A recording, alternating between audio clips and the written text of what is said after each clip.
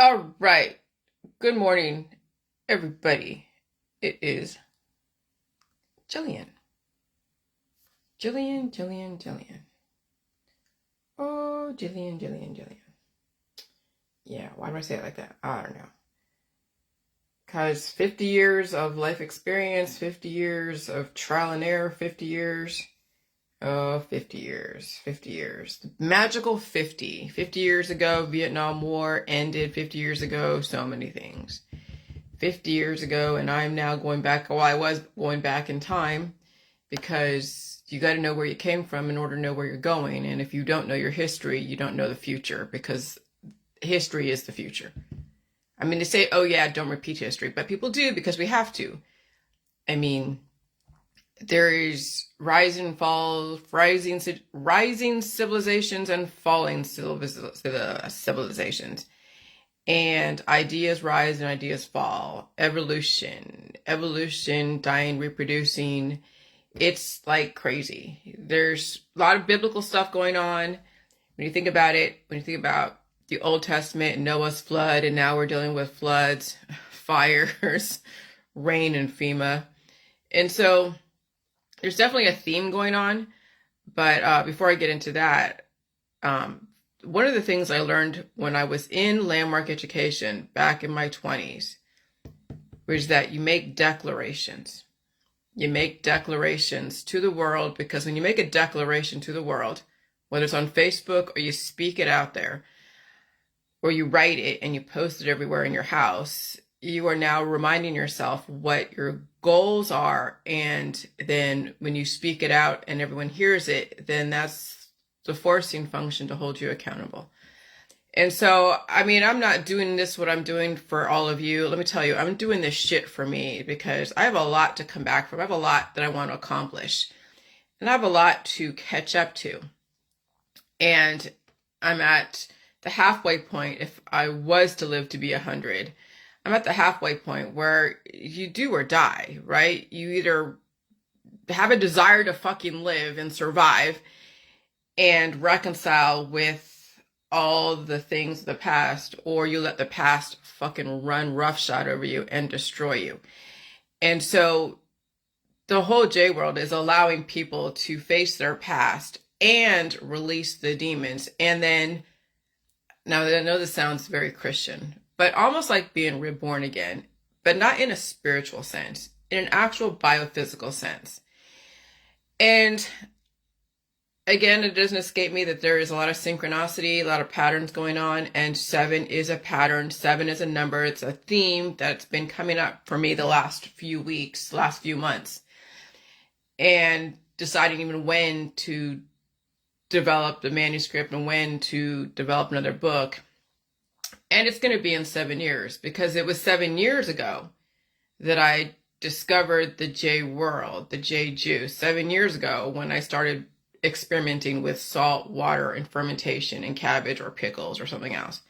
It was 7 years ago when everything kicked off. 7 years ago when I asked my husband, I'm going to write a book. Do you mind if I don't work a conventional job? And do you mind if I do this and write a book? And he was a little bit skeptical, but he gave me permission. He didn't have to. Let me tell you, when you're married to somebody and, you know, you're not sure about finances and things are kind of unstable at the time, asking your husband or wife if you could stay home and work on a project that there is no guarantee, there is no really anything that's going to come out. I mean, that was a major risk on my end, a major risk on his end. So 7 years ago, I started the birth of myself. And so 7 years of developing the J world and the evolution, and then 7 years to write the thesis of my life, and then 7 years after that, developing a game plan to contribute formally to society. Right now, I'm contributing informally to society.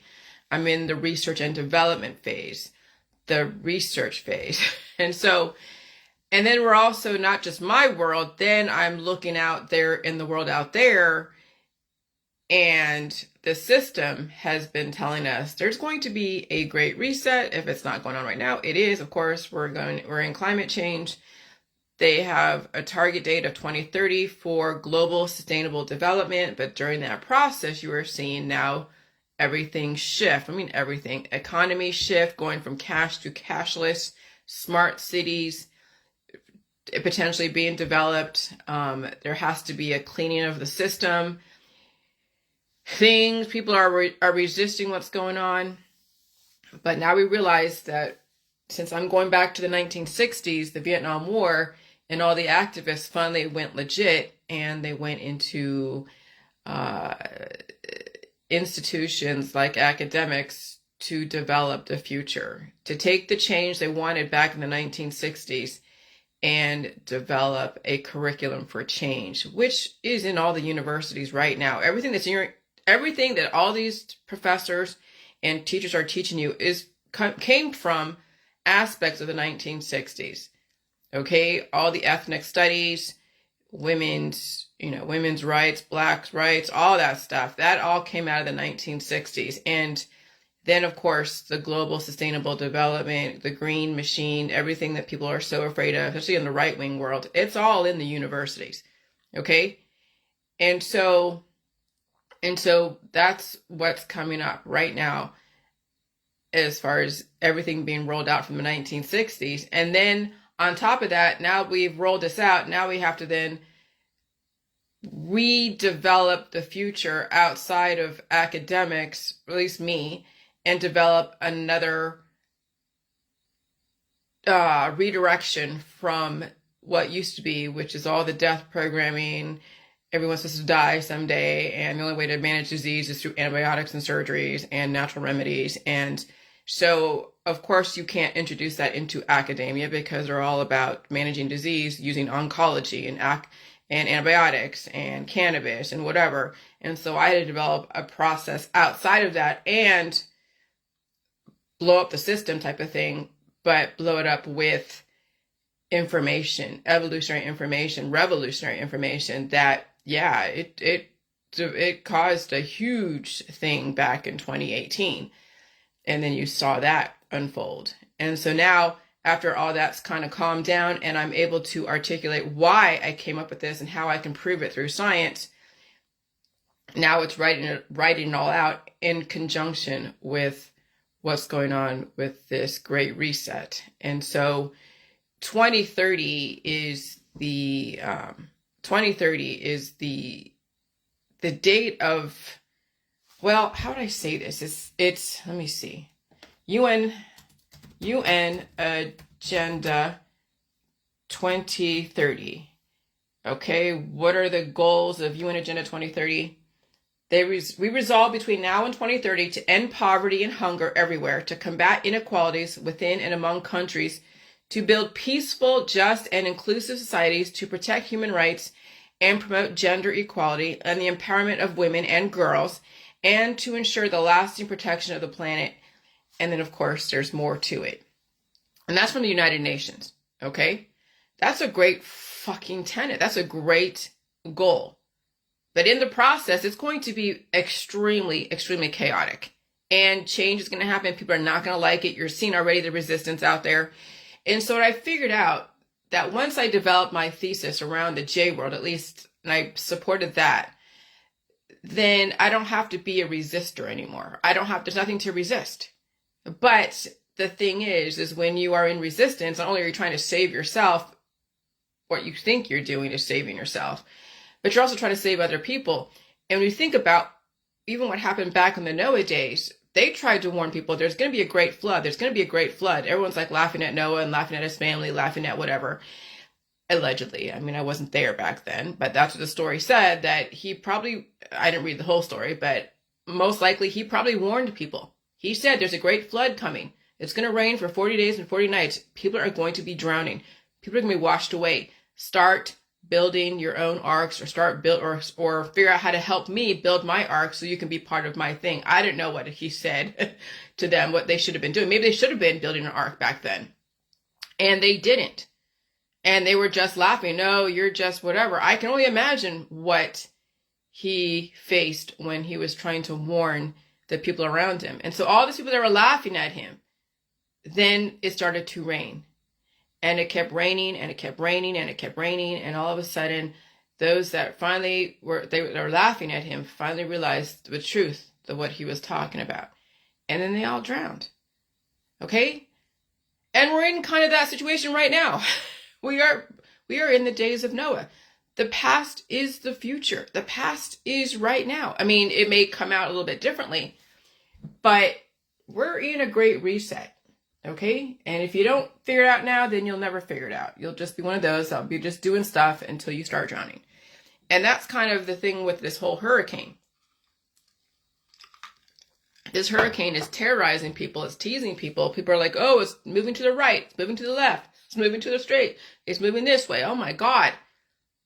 Okay, so you saw the future maps of the world based upon what Forbes projects. And they've told you, yes, believe it, but then told you don't believe it. So you don't know which way. But when it's put out there, you better fucking believe it. It's a consideration. And they're seeing what areas are going to be mostly dry. Not to say you're not going to escape whatever could happen as far as just minor skirmishes. But major skirmishes, like Audrey's mentioning, that even areas in Scotland are going to be blasted apart through different means. Because they're going to break up continents. Who's they? The system. I'm just going to say the system. And you can figure out what the system is. Okay, the system is different for everybody. It could be a cycle thing. It could be man-made. Which man, was it civilian or is it military? It doesn't even matter at this point. And so she's figuring out, oh shit, parts of her continent are going to be split apart. There's going to be a lot of things going on. So you're going to have to figure out, how are you going to plan this? You know, people have been warning you. I've been warning you. Everyone's been warning you. Conspiracy world's been warning you. Okay? So you all have 7 years to get your shit together and survive this great reset in the process between now and 2030. Because most likely they're going to break apart things. Things are going to be chaotic. Fires, floods, storms, and FEMA. And, you know, you listen to government, get to higher ground, get bussed in somewhere, figure out, eat the MREs. If that's the only thing left is the MREs and water and your little tiny house that has a bathroom, okay, or a trailer if you're like in a FEMA camp. All right, so you all have 7 years to get your shit together and survive this. And then when there's a whole breaking down of society, breaking down of continents, breaking down of areas, then it's the rebuild. Now, will you survive the rebuild? Well, this is the thing. You know, they're going to do it systematically in different places. And there'll be places that will be around to make sure there's food still able to be developed. So that way, when those are going through their chaos and they're all like shivering or so hot, that there's somebody developing food somewhere else across the world that will bust it to you at some point if you survive. Right? I know this sounds very extreme, but that's 7 years. So I'm preparing for 7 years to develop myself. I'm in a relatively safe place like Ohio. I'm not on the coast. If you're on the coast, you gotta figure out, are you willing to sit through another fucking hurricane? If this hurricane hits north, are you gonna read the writing on the wall or see the writing on the wall and move? I don't know. People will, people won't. I don't know. So anyways, you all have 7 years to get your shit together and survive this great reset. 2030. And so when I was mentioning the number 7 and all the things that I saw about number 7, then John was like, hey, you know, the key thing is not just, an interesting theory about 7, that the body can replace all the cells every 7 years. And so he said an interesting theory about this number I heard years ago, and I heard it too, that yeah, your body can replenish itself if it's not being given antibiotics and stunted, that you can replace all your cells in 7 years. So it makes sense. I haven't been taking any antibiotics the last 7 years. I mean, I did in the beginning when we first started the J juice world. We did the colloidal silver and the garlic oil, and then we got off of that. Okay? And then after that, then I just sat with every single pain. I pulled out the demons every day, and I did that. And I ate food, and I sat with the uncomfortableness, the bloatedness, the headaches, the rashes, the pains everywhere. I dealt with stomach pain, dealt with everything, okay? And I didn't use any antibiotics. And that was more so the last 3 years, because when the climate changed, it became even more aggressive. So you take the first 4 years, or 2016, 17, 18, 19, the first 3 years, and I sped up my system with the salt and the water, and felt everything come through. So I activated my system with the salt and water and the J juice. And then On top of that, and I didn't do more J juice, really, I did very minimal. Then the environment changed and it accelerated the environment and it activated my immune system. And so then everything else that was in my system came up and I had to deal with it, but I didn't use any antibiotics. What did I do? Or even any remedies. What did I do? I fed it headaches. I fed it steak. I ate food. I released demons. I slept. Okay? And so when you think about it, it was actually 7 years that I replenished my body, my mind, and my spirit. 7 fucking years. Now, could a person who was like 200-300 pounds do it in 7 years? They could potentially, I guess. I don't know what they'd have to face.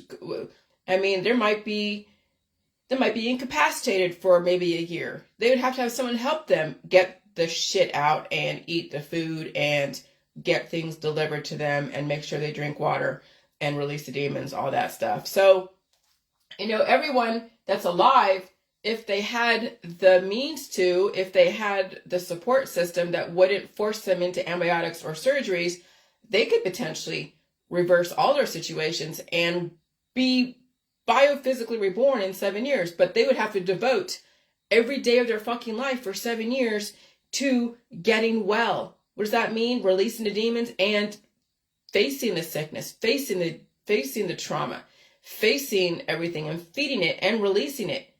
Because every single time I got sick, like super sick, like I was not this last July, but the July before last July, I slept, barely drank water, felt like a huge mycoplasma just enveloped me like a web.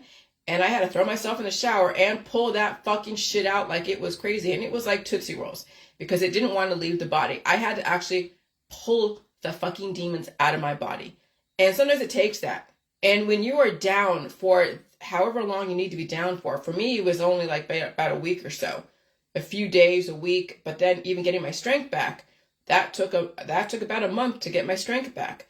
So some of you could be like an Ashton Kutcher where he couldn't see, couldn't hear, couldn't walk for a certain amount of time. And you'd have to know that would be something you have to face. Do you have the support system? Not everybody does.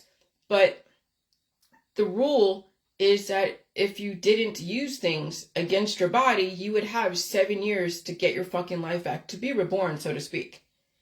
And so the key thing is, so anyways, I said very much aligned with my 7-year theme, with the whole reborn through, having your cells be reborn every 7 years or replace themselves every 7 years. The key thing is not to stuff that genie back in the bottle using the holistic energy healing allopathic world surgical system. Okay, you don't want to stuff that genie back in the bottle. You want to get that genie out and you want to blow your nose. Like this morning, I was blowing my nose. Early this morning, because I didn't really poop too much yesterday. I had like a little bit, a few pebbles, but that's about it. But today, this morning, I was blowing my nose, and coughing out loogies, and just blowing my nose. And I would go through 4 different washcloths to do that. And so my system is so primed to deal with release that it would not blow blood vessels. Like I did, like last year, a couple of years ago, in the beginning, around the pandemic, I would get nosebleeds because I knew I had to get that crap out of my nose, but my nose lining was so weak from so many years of having nosebleeds because of allergies. And so I would have a few nosebleeds, that just spontaneous nosebleeds. One day I just bend over and bam, blood came out. I'm like, wow. That happens. You still have to eat food and release the demons, and your body will repair and reinforce the lining of your nose, the blood vessels. And so that takes time to reinforce your blood vessels. So that way, when you're trying to release the demons, you're not busting blood vessels. You're not busting things. That's why it's so important to do things slowly. Eat food, release the demons. Eat food, release demons. Rest. Let your body release through your skin, through your hair, skin, nails. And deal with the feeling of uncomfortableness. But people don't. They try to stop it, and that's why they're so weak. And that's why if a new energy comes in, like this new pandemic coming up that they are projecting that's going to happen, some people will not survive the energy conversion because they have not reinforced their heart muscles. They have not reinforced their liver muscles. They have not reinforced their lung muscles. And things will start bleeding because they've busted muscles, because the body is desperately trying to release the demons, and the person has stopped their body from releasing, and they've weakened and atrophied their body's release systems because they got machines put in them to take stuff out. They use medicine to stop the body from triggering its immune system. They've actually disabled their immune system. That's what the medical holistic energy healing world has done. It has atrophied their body's ability to release. And that's why your friends are so dangerous who are selling you the supplements and the pills and the powders and the detoxes, because they're atrophying your body's ability to release. So that way you will not be able to handle climate change, because your body is still going to try to release and you won't have what it takes. You will not have the reinforcement of your body to release those demons.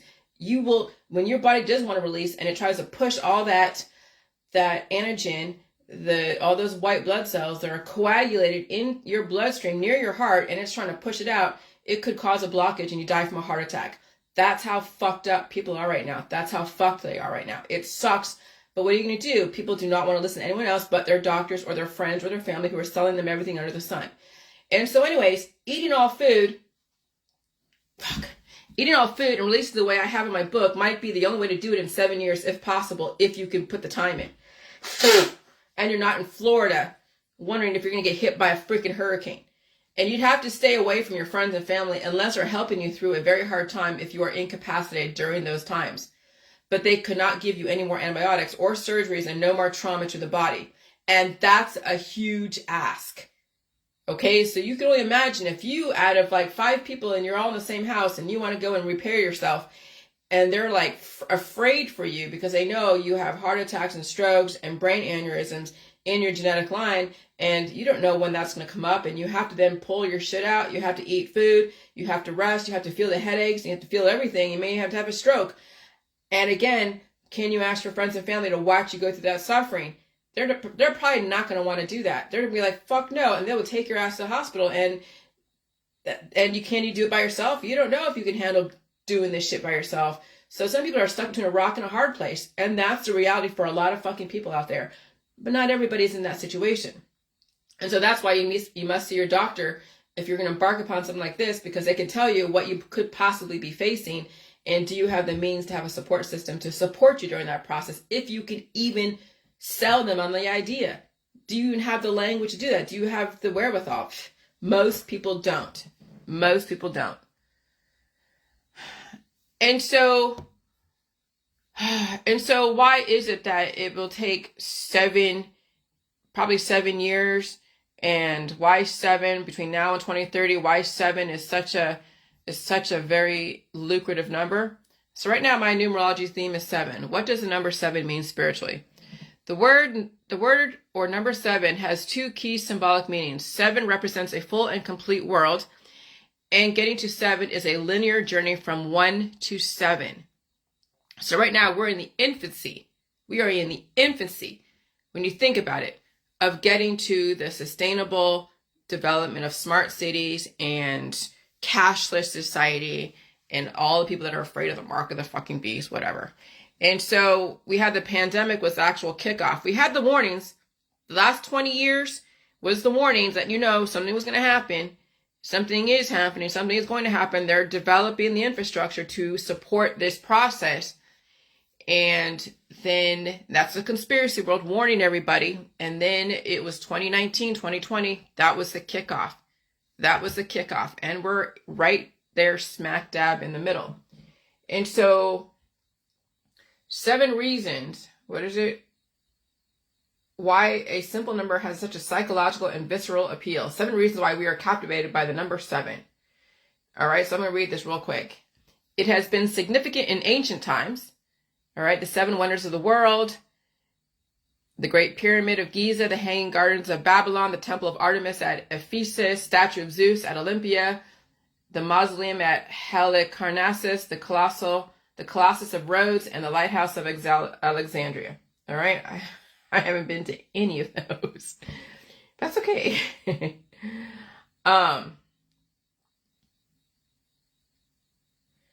It has a significance to almost every major religion. In the Old Testament, the world was created in 6 days, and God rested on the 7th day. All right, which I kind of knew about, the Old Testament. And so in the New Testament, the number 7 symbolizes the unity of 4 corners of the earth with the Holy Trinity. The number 7 is also featured in the book of Revelation: 7 churches, 7 angels, 7 seals, 7 trumpets, 7 stars, and the 7 years of tribulation. Okay. The Quran speaks of 7 heavens, and Muslim pilgrims walk around the Kaaba in Mecca 7 times. In Hinduism, there are 7 higher worlds and 7 underworlds. And in Buddhism, the newborn Buddha rises and takes 7 steps. Interesting. 7, it is associated with luck and magical properties. 7 not only represents the jackpot on slot machines, but it is also the basis for many myths and folklore. For example, various parts of the world had beliefs about the 7th son of the 7th day, 7th son of a 7th son, the legends that endowed him with magical powers of both good and evil variety. Okay, so they say that children have amazing healing powers or whatever, according to Irish folklore. Okay. It matches our memory capacity. In 1956, George Miller of Harvard University wrote that what is considered one of the classic papers in psychology, in which he demonstrated that most people can retain roughly 7 items of information in their short-term memory. That is why phone numbers in the US and many other countries tend to have 7 digits. Wow, okay. Area code notwithstanding. As it is the most digits most people are likely to recall, although cell phones have done away with the need to recall anyone's phone number or even our own. My old phone number back when I was in Saratoga was 408-255-2411. And I still remember that to this day. And it's not any of my numbers to my password, so don't worry. I don't use my old phone number for passwords.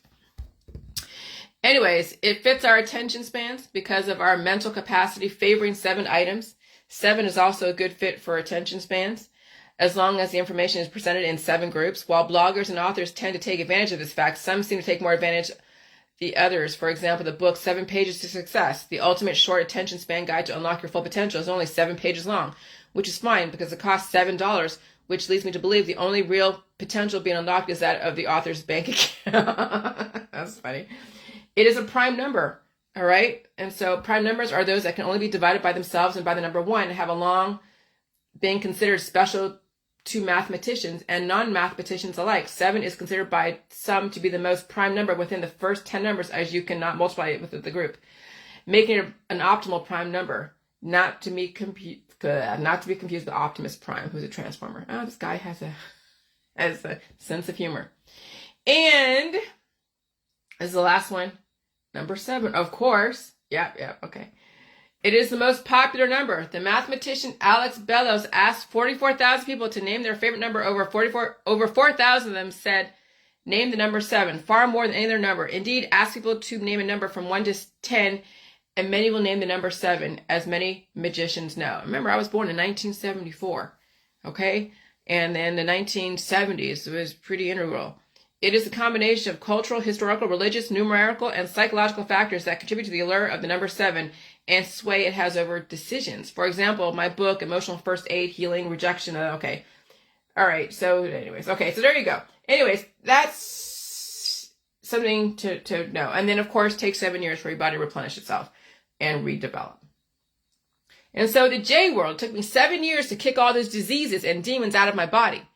I will have the next 7 years to develop this thesis of my life and my vision for the future. The next 7 years after that to contribute formally to my society. How many years will it take for you?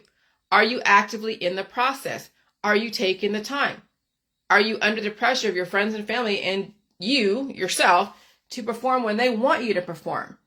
Because once you finally release that one demon that you know is lurking, and you will be down for who knows how long, then you'll be on the upswing.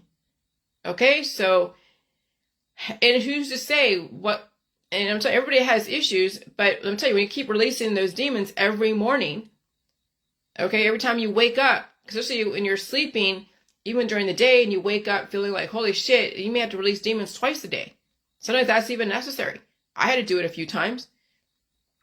What do you mean release demons twice a day? Well, it's in my book. You got to pull it out. You got to pull out those fucking demons, and you're going to have to get to know your body. Then you'll have minor skirmishes after that. And you can't stuff that genie back in the bottle because it will metastasize. All right? So note, I started the J World in 2016 plus 7 equals 2023. And so this year, I'm developing a new book, and I made a point to do that, and I'm in the process of that. And then, of course, develop and going back to my own past, so that way I know where I came from, and then looking at what my parents dealt with when they were kids or when they were teenagers and young adults. And so I know their mentality when they raised me and what environment and economical background that was going on during that time that shaped my perceptions of the world, that shaped everything that they did. And so that's pretty significant. All right. So 2016 plus 7 equals 2023. 2023 plus 7 equals 2030. Right on fucking time.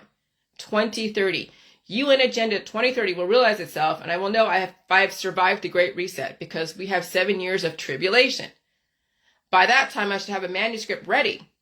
And so then I just took a blurb out of this thing about tribulation. I didn't go into too much of the Bible stuff, but the beginning of the birth pangs, that very expression indicates that there will be more birth pangs coming after the beginning of the birth pangs, and then there will be later birth pangs.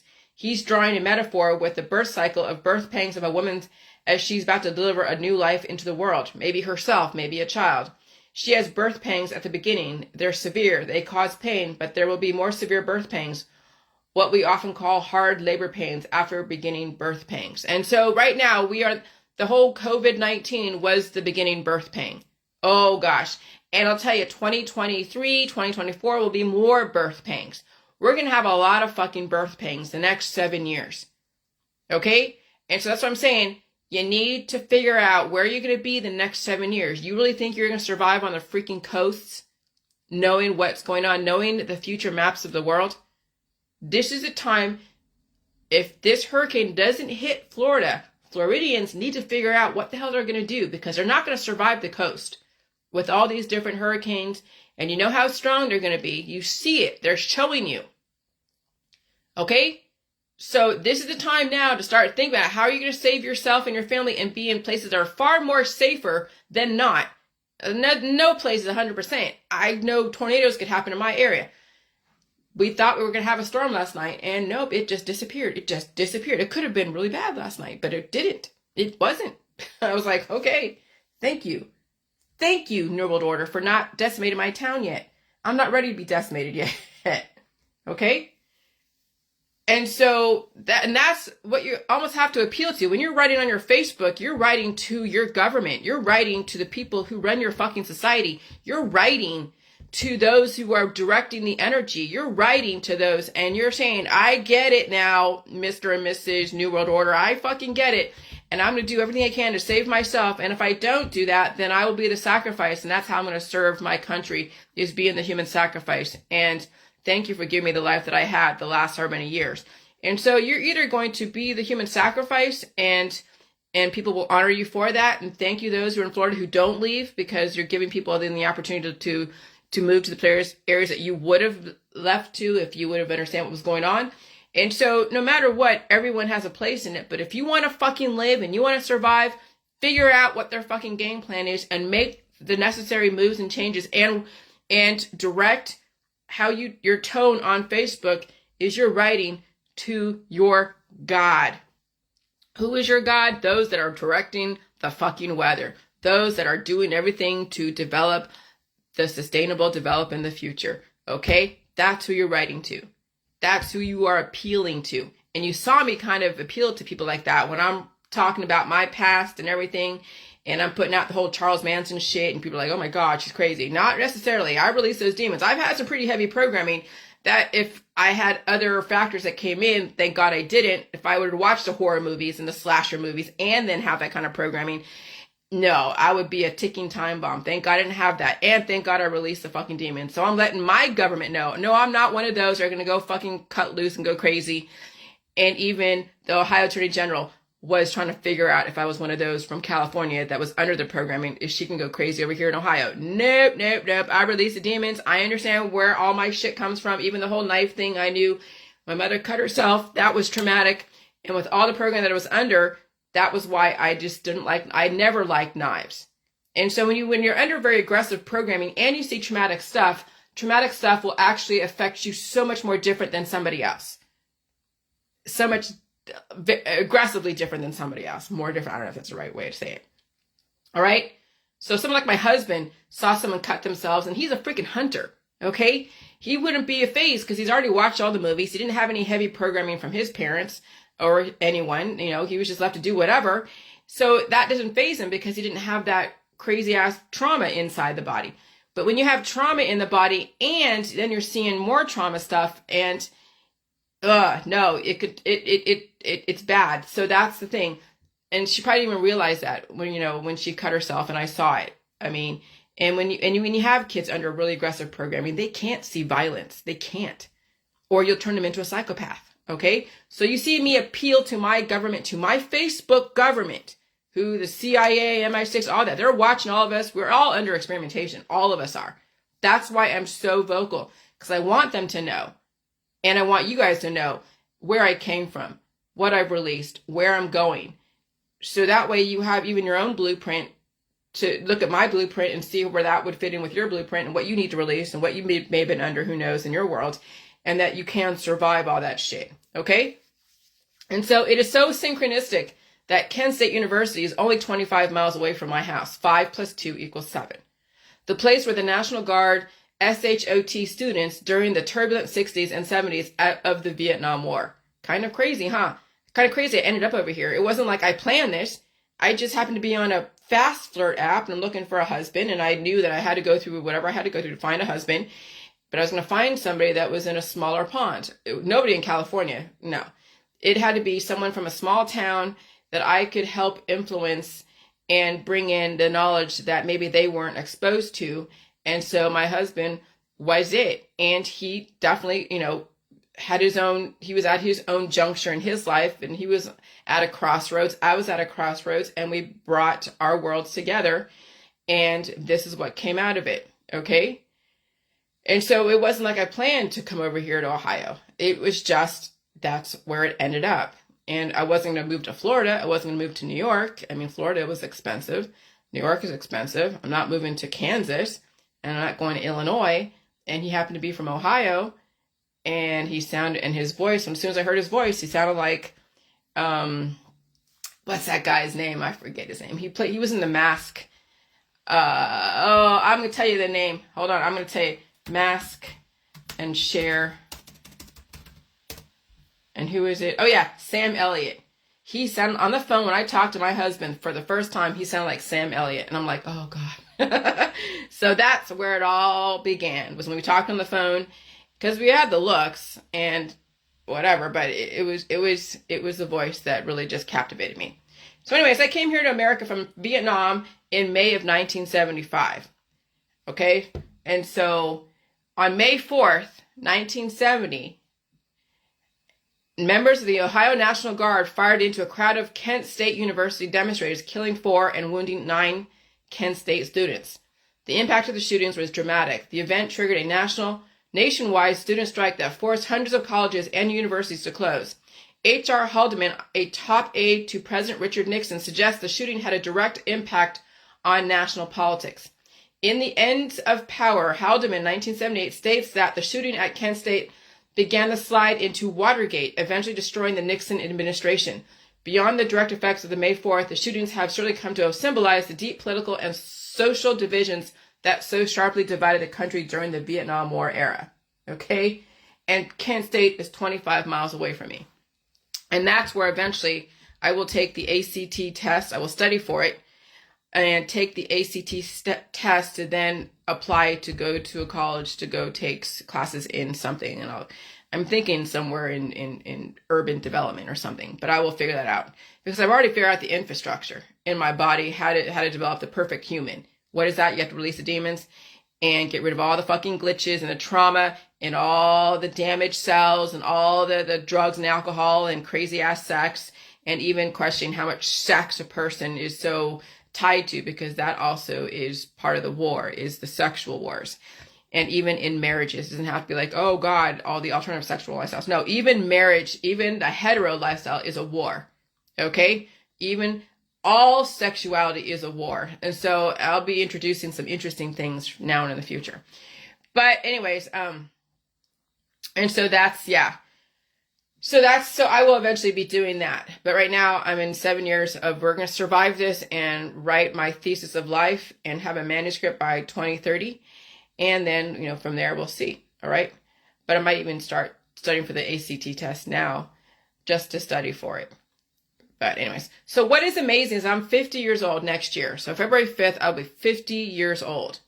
And the world is my playground. I have 50 years of so much experience, and I'm not breaking down. If anything, I'm on the upward swing. Literally a second chance at life.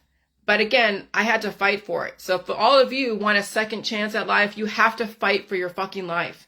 You have to set up your world to support you getting your life back. And I'll tell you, everyone around you will recommend you take away your life systematically through the medical holistic energy healing world. Okay? And so you have to fight for your life because everyone around you will take your life away if you give them that chance. And so I was not conventional. I was never conventional. And so it's an amazing feeling when you know, hey, Grace, nice to see you, and Nancy and Audrey. It's an amazing feeling when you know you have kicked whatever diseases that were lurking within you that could have turned into cancer or disease that I could have potentially died from, but not anymore. Remember, I had little fatty tumors, different places, lipomas in weird places. You're like, what the hell? And they're not there anymore. Okay? And so I've released so many demons, and my body was able to break down those lipomas, break down what could have been tumors, and turn them into liquid, then came out of all the different lymph nodes, as well as me coughing, sneezing, blowing my nose, and pooping and peeing. And so my whole system released the demons that could have taken me down.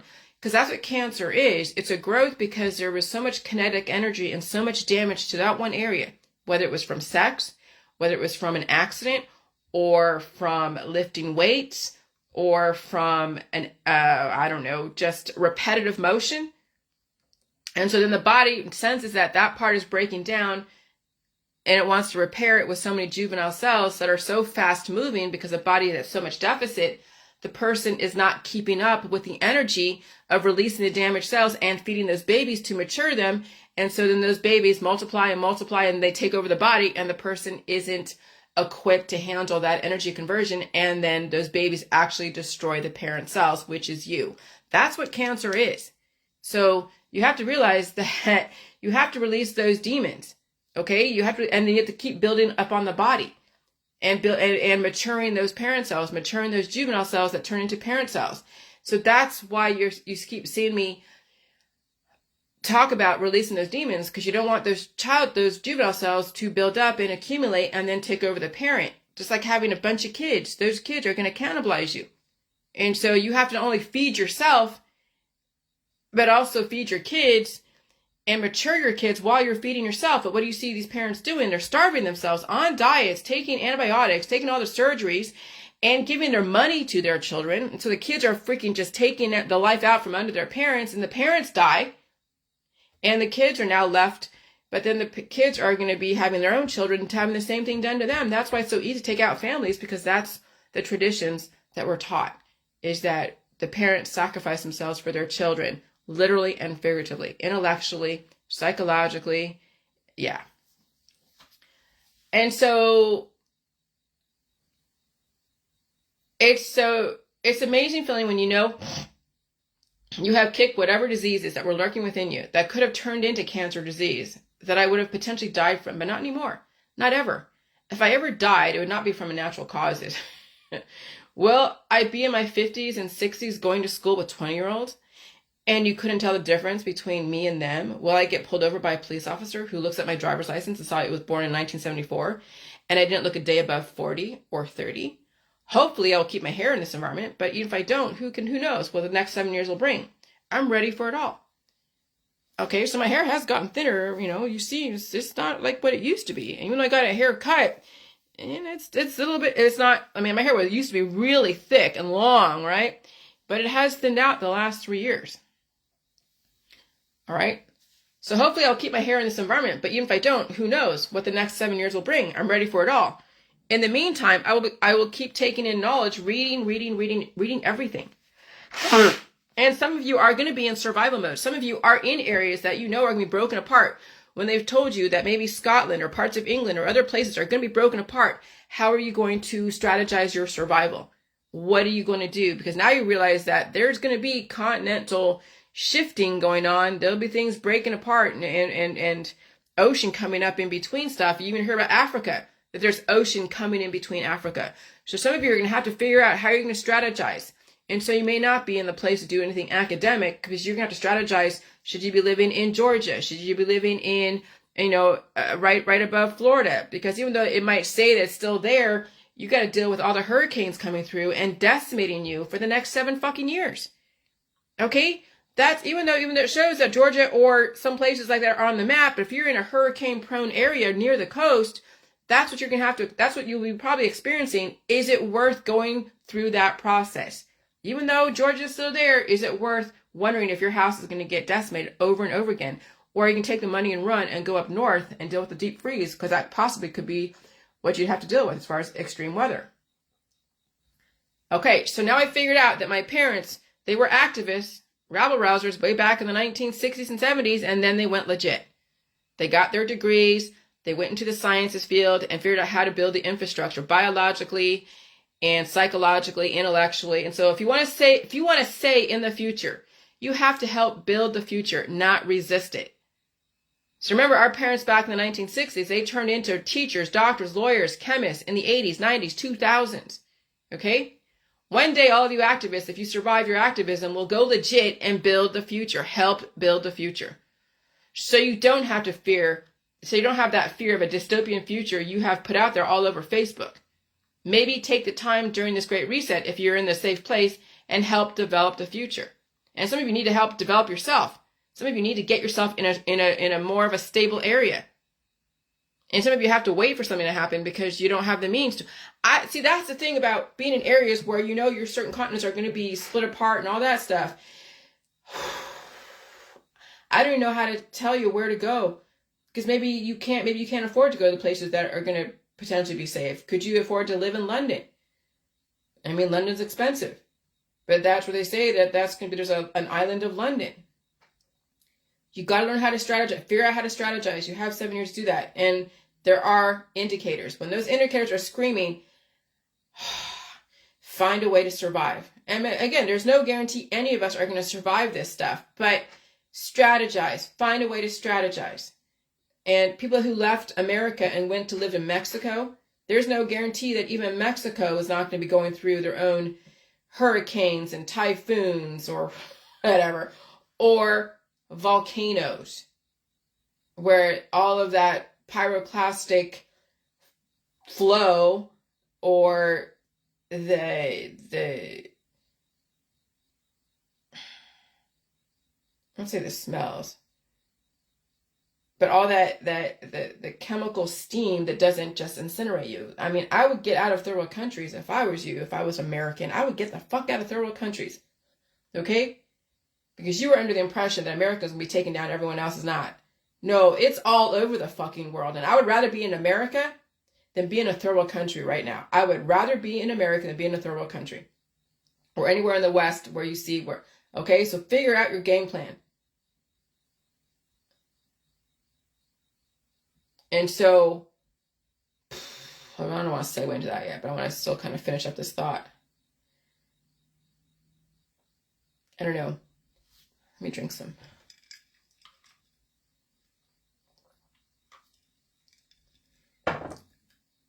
It's hard to predict the future, but there are indicators. All right? But right now is the best time to see the writings on the wall. Before, because I'm saying not many people watch me. I do see things, people come through from different places and whatever. But I would say I don't have a lot of people watching me. I really don't. I mean, I see the views on my videos, and even the views. There was actually one post that I posted about, it's over for most people. Like, it's over for most people, and I tried. That had 400 views. I was like, whoa. But that was it. When I look at other posts, there's not many views. Maybe there's maybe an average of 100 and so in the views of the videos. And so it means that you all are in a very prime position to make a choice that you could beat the crowd. Okay? If you're living in Florida and you're watching my information and you have the means to get the fuck out, start scouting areas in Ohio, New Mexico, areas that may not be hit by too much inclement weather, that if you can handle the cold, okay. But I would figure out how to get away from the coasts. I would figure out very quickly. Okay? because you may not be in the position again to develop the future, because the future right now is about releasing the demons and rebuilding the whole infrastructure. And a lot of you are in areas where you're going to figure out if you're in an area where you need to be, where you should be, and maybe not. You got to figure out your mobility. And if you have to leave everything behind, and they're telling you get on this ship or get on this whatever, and you hope the ship isn't like, I don't know. You don't know where, that's the thing, you don't know. So I don't know how the system is going to figure out who they're going to pick and choose to give you the option to save yourself and go to another part of the land to then build up the infrastructure there. But figure out where you are. Figure out who you're around. Figure it out. And yeah. Figure it out. Find a way to educate yourself. Find a way to I don't know, man. I don't know. But I'll tell you, the system can expend to lose so many people. Like so many of them. Okay? So now you have to be in areas where they have more of an investment to keep you alive than to destroy you. I mean, look what happened to Lahaina. The system didn't need all of those people. And I even Googled, someone said, oh God, 2,000 kids are missing. No, they said that most of those kids that are missing, there's only like 115 that are actually missing. They may have burned up during those fires. But a lot of them are in hotels, and they don't want to put them in the schools because there's no infrastructure for the schools. So that's what's missing. But somebody's conspiracy theory went viral and said 2,000 kids are missing. And oh, look, the tunnels. And no. Well, how are you going to know? But that's the thing, is that some people are expendable to those that are trying to redirect society. So now you have to figure out, are you expendable? Do you have the means to figure out how to get the fuck out? Save yourself, save your kids. Okay? And so part of my thesis in the world is redefining women. So I'm not in a place where I have to figure out if I'm in a safe place or not. I think I'm pretty much in a safer place than most. So then I'm gearing towards how am I going to redevelop society through the social constructs, through the gender constructs, through how men and women have interacted with each other and caused so much harm to each other, and how all the sexual orientations have caused wars between each other and between themselves. And then what could we do in the future? And the whole J world, when you think about what I've done, was release so many demons that would cause me to be in a hugely sexual way. And even just a regular person who has a family, okay, you were sexualized at a young age. I mean, when you think about the movies like Fast Times at Ridgemont High and American Pie and American Graffiti, those are some main movies that have embedded themselves in the generations and have influenced people to play a certain part.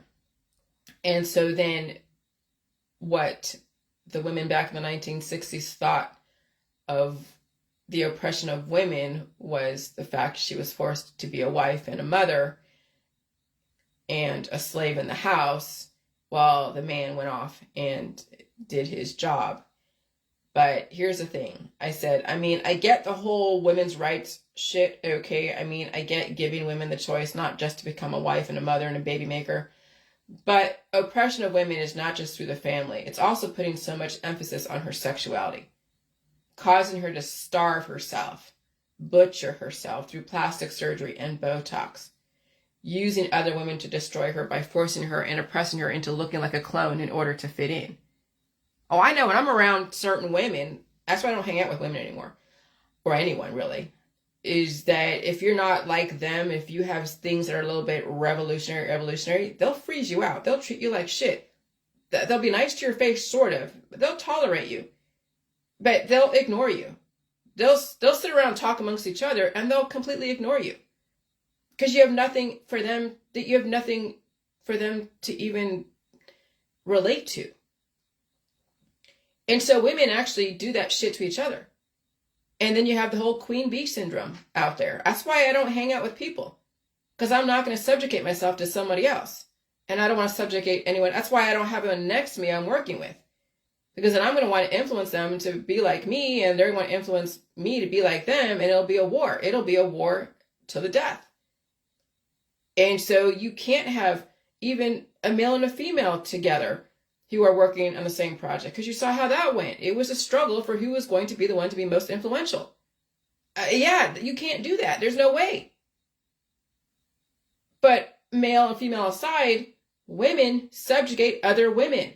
Women oppress other women.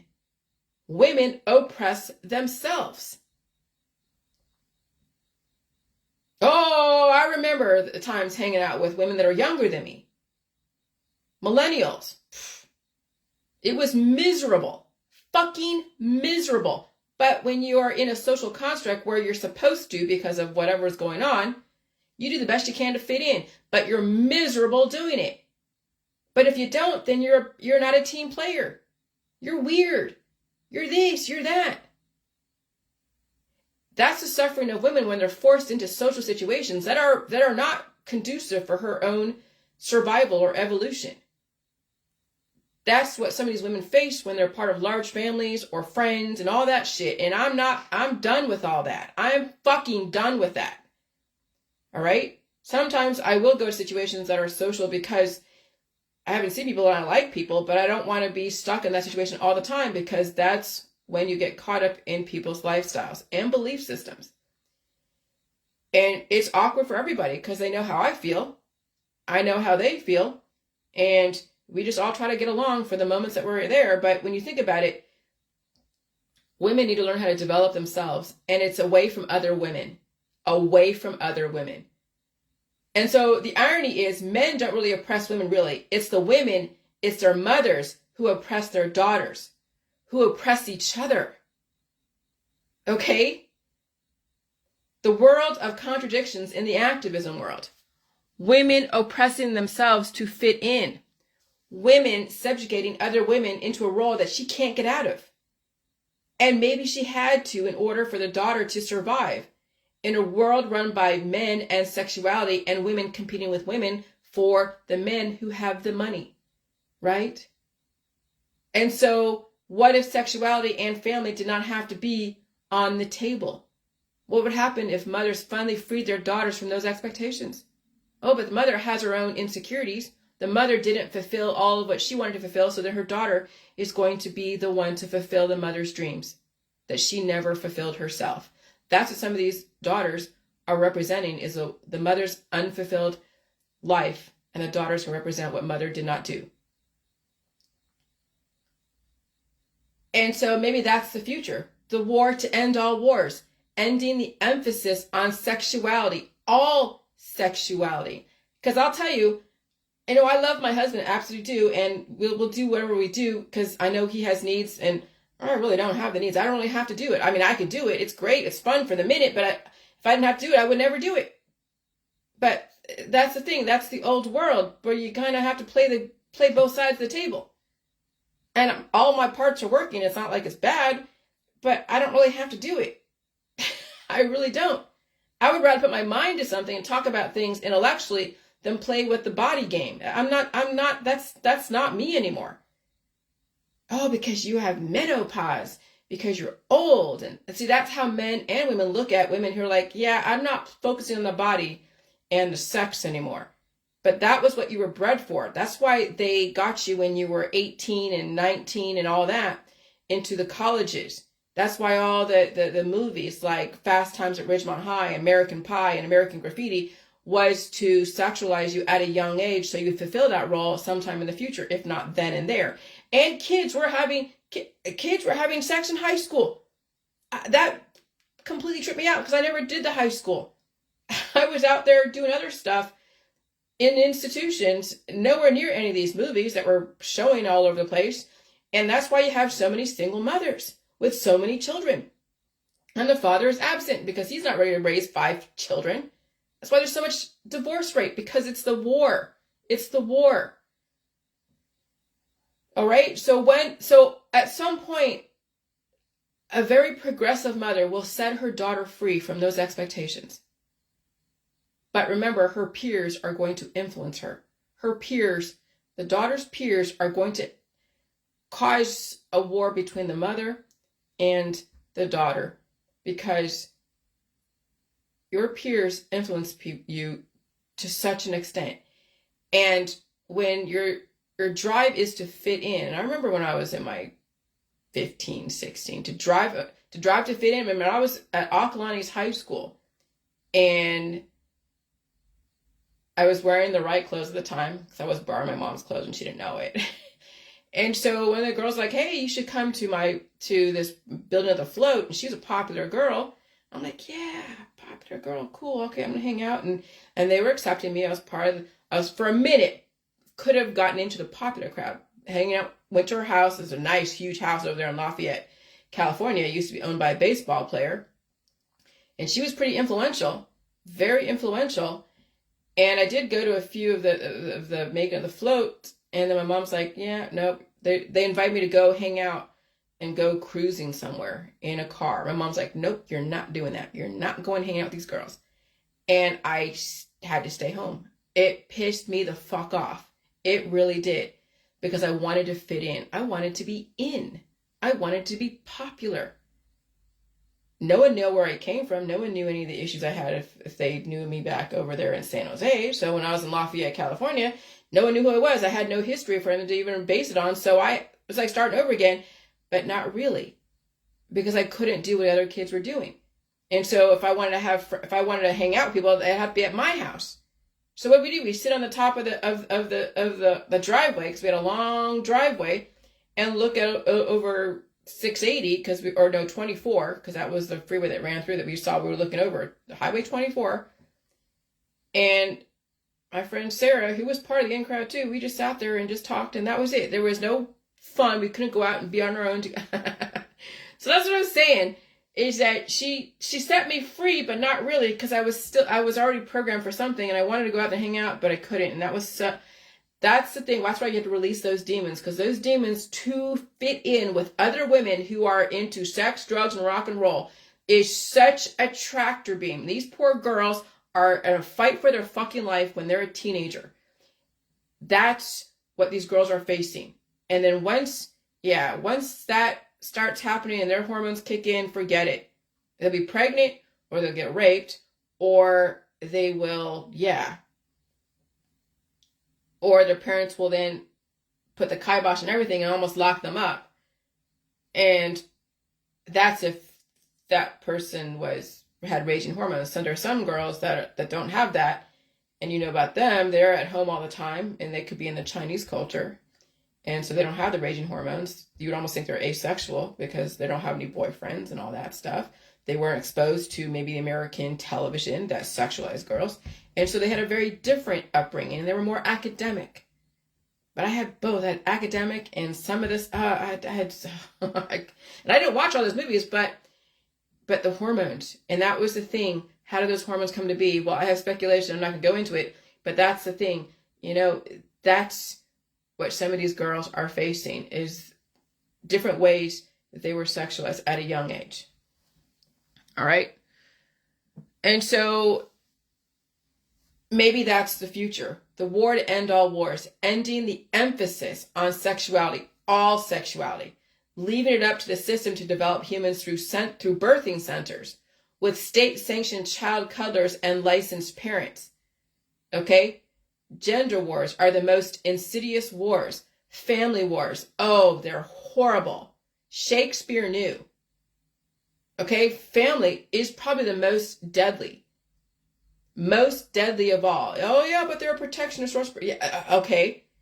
When they're carting you off to oncology, when they're carting you off to the hospital system to have things sucked out of you, yeah, no. And so, even though there's nothing poison in the medical holistic system, because everything is FDA approved relative to the intention, when you're relying on the medical holistic energy healing world surgical system, you are now conditioning your body to atrophy. You're conditioning your body to atrophy, so that way it cannot handle energy conversion. And so we're coming up on another frequency, if it's not already, because I've been feeling stuff. I had to take a nap yesterday. I slept mostly all day yesterday. I was up a little bit overnight, but it was not bad. I don't feel bad. I don't feel like I did before when I would sleep all day and be up all night, or I would feel like I had absolutely no sleep and no restful sleep. I feel like I've had restful sleep, even though I slept almost all day yesterday and be up most of the night last night. And so, oh boy, here we go. When new V's come out, frequency change coming up in alignment with the V's. Nothing is poison, but if you already were set up to react to your environment, regardless if you get direct inject or through natural means like environmental social capital, it doesn't matter what you do. That's why you can't be so narrow and focus so much on getting a V or not getting a V, because that's a very small piece of the pie. There's so much more you have to consider. The frequency changes, the climate changes, the temperature changes, and people's predisposed issues, and of course their lifestyle. And so I don't need a V. I have an immune system. If I get a reaction from anyone, I'll feed the information and release the demons. And if not anyone, just the climate change. Just within the last couple of days, I would blow my nose at night, and I would feel a bit tired during the day, maybe eat spaghetti. One of the things, the indicators I know that I'm having to support my DNA through the glucose, the carbs and all that, and even the milk, though I haven't been eating a bunch of ice cream, but cheese and tomatoes and fruit is what I've been craving the most. Not even so much eating the pork chops like I did, or steak lately, and not even that much yogurt. But lately I've been eating the cheese, like Swiss cheese, tomatoes. I might have something like leftovers that I made, the casserole, or I make rice pudding. But I have so much ice cream still. Remember that I bought those 12 boxes of 12 ice cream sandwiches? That was back like in June, July. And John thought I would eat all of them. He thought that I would have them all done by now. No. I ate most of them. There's 2 boxes left ever since then. My husband's now eating them because I'm just have no interest in eating any more ice cream. Remember I had those big thing of ice cream, a vat of it, the Neapolitan with an ice cream cone. I don't even do ice cream cones now. Now I'm eating just cheese and maybe some hamburgers. I buy hamburger with spaghetti. So I had a bunch of spaghetti yesterday, and I took a nap, woke up, felt refreshed, did whatever I did on Facebook, and watched a few movies and write stuff, and then that's it, and I'm fine. And I released demons this morning. And so that's pretty much how I deal with climate change. It's not, I don't have any hives, okay? And so that's how I adapt and evolve. I don't need any help from the medical or holistic industry. I don't need to use any other prescription drug or holistic remedy. I literally have an organic method. Everything that my creator gave me, myself and I can handle the pain of release. I don't actually stop my immune system from working using the latest and greatest shit on the market. Food is the answer for me in my world, and I don't use food as medicine. I don't use concentration of herbs or homeopathic remedies. I stay away from the natural remedies market. I don't need any remedies. Okay? And so we're heading into that time where everyone's going to get a V or not get a V, and they're going to take all their alternative methods. They're like, oh, I have an immune system. Well, I guess if you do, but you're disabling it with your homeopathic, allopathic, and you're disabling your immune system with all the other things. Because you wouldn't need a V if you actually had a working immune system the way it's supposed to work. And you wouldn't need your homeopathic, allopathic, ivermectins if you had an immune system that was working.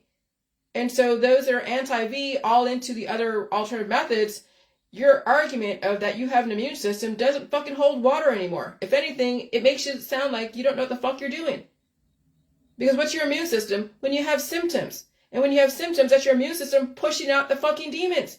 And what the fuck are you doing? You're making the demons inside of you stronger with your ivermectins and all of your detoxes. Just go look at the anti-V groups. Go look at the holistic groups. They're all into disabling their immune system from working the way it's supposed to.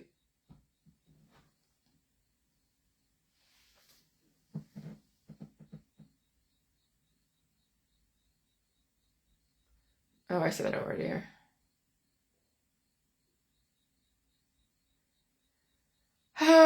Okay. All right. So that's the thing about the anti-V, the anti-whatever. You guys don't fucking get it. But whatever, it is what it is. You guys lay your own bed. You guys made your bed. You're going to have to lay in it. All right. So So this is the thing about the formula that the system gave to you. That's why they get you so young, because you're impressionable, you're easily led, you don't have enough life experience, your parents were taught by the system and they were easily led, they didn't have enough life experience, and on and on and on. And so some people were programmed to stay in the child's state and never enter into the parent state or the adult state. So what do I mean by that? So I showed you the I'm okay, you're okay transactional analysis of how people communicate and what state of existence of maturity or lack thereof they are in, where they stay stuck in, or they could potentially evolve into the next thing. And that's probably also in conjunction with Maslow's ladder of self-actualization. Okay? So when you think about the lowest rung on the ladder, where you have to get your needs met, and that's the lowest rung, could be like the child state. Okay? Then somewhere in the middle is the child adaptable state, parental state.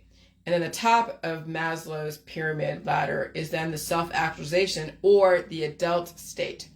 And so I assume, actually not assume, I actually know for many, many years I was stuck in the child state. I was, what do you call it? I was stunted. My growth was stunted from all of that bullshit in my childhood. And so I was stunted even in my 30s. Potentially even in my 40s. I found a way to adapt. I found a way to manage and compensate, but I was stunted, very much stunted. And then during the J world process, I became like in a parental state where I was judging or supporting. So there's two ways to be a parent. You're judging, you're rigid, you're moralistic, and you see how parents out there are like that, and you've seen me be like that, okay? So I knew I was in a very parental state during the J world, because all of you were my kids, and I was going to freaking lead you down wherever path I wanted to lead you. All right. So now, as I've let go and surrendered to the reality that I have absolutely no control over you and no control over how you're going to save yourself or not save yourself, now I'm in the adult state. And in the adult state, you take on new information, you evolve, you release your demons, you mature, literally mature, not age out, because people age out in the child state, people age out in the parental state, and they also age out in the adult state, because then they turn into a child. Remember, you peak people who are able to sort of get to the adult state on some level, then they revert back to then the parent state and then the child state. That's the aging process, when you actually lose your faculties and you become a child again. Well, in the J world, we're not trying to revert back to being a child again and be dependent on our children to take care of us and wipe our ass. Now, the whole J world is staying in the adult state and sustaining the adult state, which is a whole new fucking terrain that has not been explored at all. That's why the J world is going to be so integral in part of the smart cities. Okay? And so you got to learn how the model was done before to then figure out how to dismantle that model and turn that model upside down.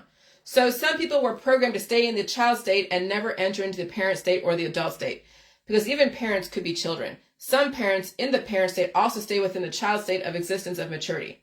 So when you think about the program in the first 50 years of your life, the 50s are towards the end of people's lives sometimes. They follow the programming in the beginning of their world very close to the T, because they have the DNA and the genetic predispositions. They followed the strategic formula. But by the time they were in their 30s, they were well on their way in their career field. And then in their 40s, they added on what they studied in their 20s, took on different associations, took on extracurricular activities, added more credentials and experience to the resume, did whatever job that was available at the time corresponding to their specialty. And then it's their 50s, more disease management. They still can do their job. It's not requiring too much. That's not requiring too much hard labor. They can still contribute. They might be consultants or for different companies, or tutor children or new students.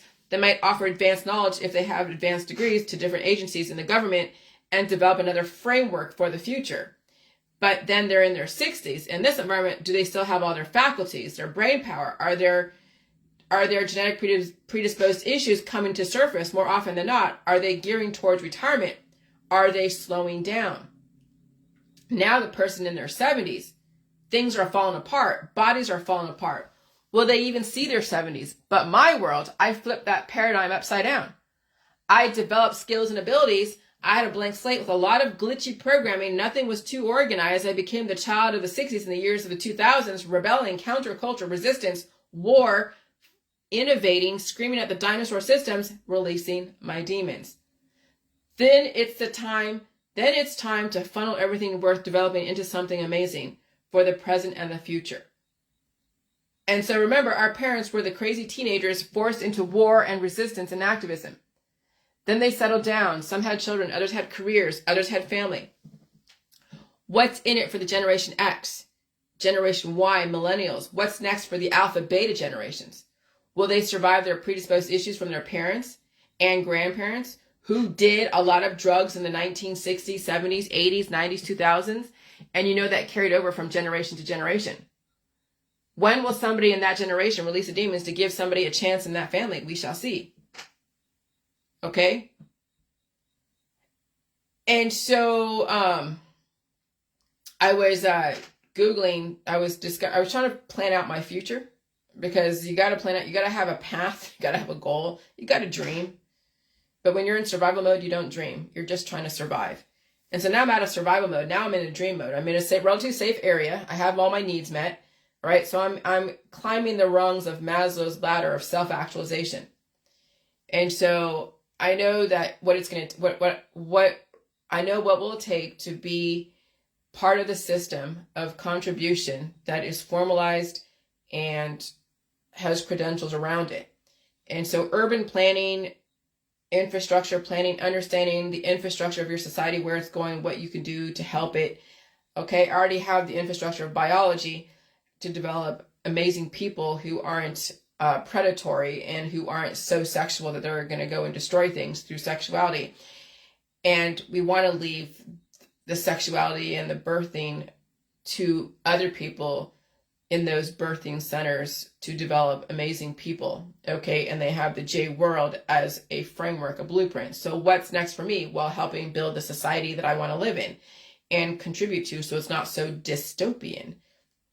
And so I will think about the urban planning in the future, but you have to take, since I don't have a high school education and I have a GED, but I didn't take the SATs, so I might as well do the ACTs. And ACT is something it's for college, where you enter into college and they make sure you have enough knowledge to enter into college. So there's ACT testing that tests your knowledge to enter into that college and qualify for whatever program you want to go into. And so anyways, so I will think about this in the future. I have a lot to accomplish within the next 7 years, writing books and developing my own thesis of life, past, present, and future, what I want the world to look like. And that's what I'm saying. Kent State University has that kind of program, but I would have to do a lot of prerequisite, and it could be just taking the test, testing out ACT, get a score. If that score is appropriate for Kent State, then I would do the next step, which would be like financial aid or whatever, take on more student loans. But hey, whatever, right? I have the rest of my life, the rest of the world, down the road, all over to pay back student loans, okay? And so anyways, writing books and developing my own thesis of my life, past, present, and future, what I want the world to look like. When you release the demons, then you can start thinking about how you can formally contribute to the world and pick and choose what you want to specialize in, as opposed to what somebody has forced on you as a child.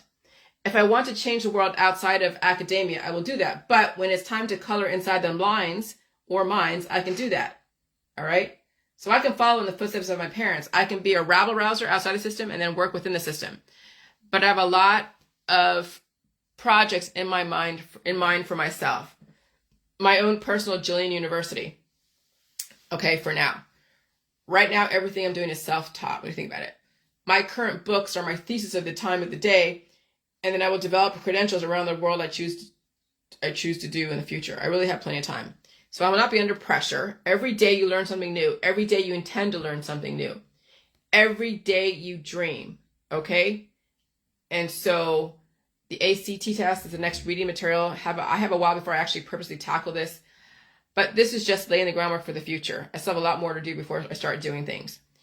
But yeah. And so the vision of the future is building smart cities. You have to be smarter than what you were in the past. We don't want to go back to what we were doing before as far as medical and holistic system, developing monsters as people keep reproducing. Now, when they release a lot of demons out of this world, and they will, because the system is releasing so many demons, all right, there'll be left very strong people. And then we're going to influence the people to potentially avoid taking all the drugs, the alcohol, all the supplements, and the herbal extracts. But you can't force that onto people. And so what do? You speed up the environment, so then they keep taking their herbal remedies to a point where they actually destroy themselves and they destroy their genetic line. But here's the thing.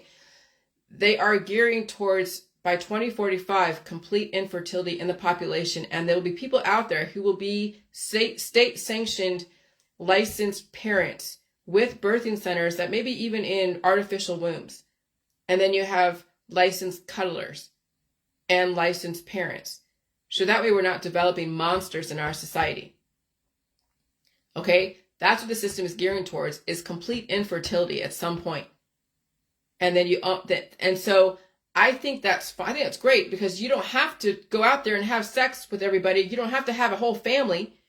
Learn how to be on your own, release your demons, and then become an intellectually capable, contributing member of society, not resisting the future. But since change is so like chaotic and aggressive and maybe even violent, right now people are going through the process of the three truths. First, it's ridiculed. Second, it is violently opposed. Third, is it accepted as self-evident. Those are the three truths through Arthur Schopenhauer when people are facing change. That's what happened with me. People were ridiculing me. Then they were violently opposing me, sending me death threats and shit. And then finally now people are accepting what I'm saying on some level, not really everybody, but on some level, as accepting it as self-evident. Because if you watch my old videos from way back in 2016, 2017, 2018, I'm completely different than I was before. But you have to go to my old videos on my old page to see that. Okay?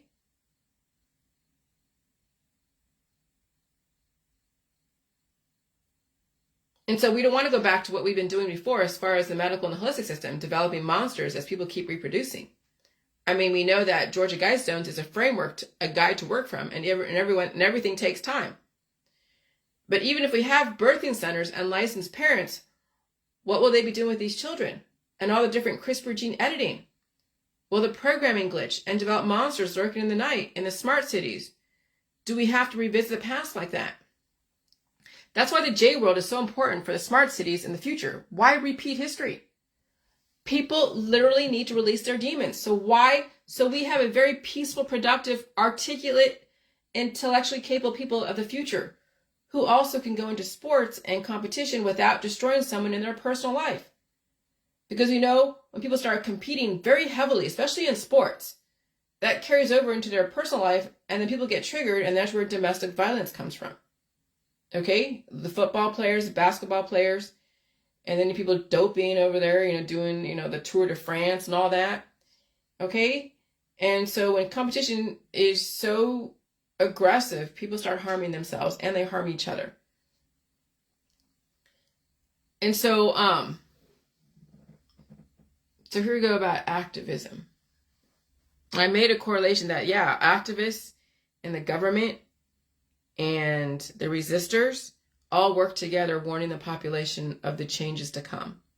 So when you think about the resistors, and they're pointing out and drawing all the connections and making all the connections and going, oh my God, you're working for the government.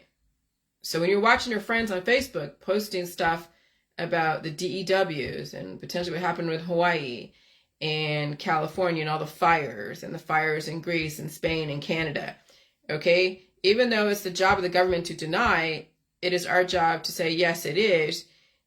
They cancel each other out, and there's the existence. Change is here. Change is happening.